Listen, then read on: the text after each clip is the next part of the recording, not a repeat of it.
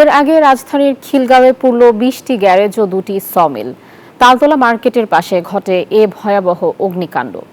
আগুনের সূত্রপাত সম্পর্কে কিছু না বলতে পারলেও কেমিক্যালের ড্রাম বিস্ফোরণে ভয়াবহভাবে আগুন ছড়িয়েছে বলে জানায় ফায়ার সার্ভিস। 2 ঘন্টার চেষ্টায় আগুন নিয়ন্ত্রণে আনলেও ক্ষয়ক্ষতির পরিমাণ তাৎক্ষণিকভাবে জানাতে পারেনি সংস্থাটি।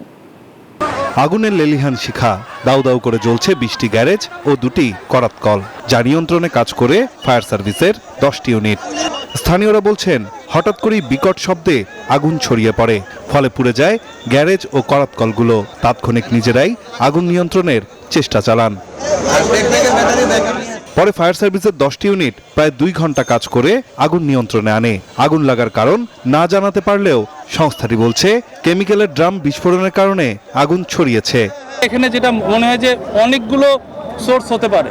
অক্সিডেন্টাল শিখা বললাম, তারপরে থিনার পেইন্ট বললাম, সিলিন্ডারের আর বিদ্যুতের শর্ট সার্কিট থেকে হতে পারে।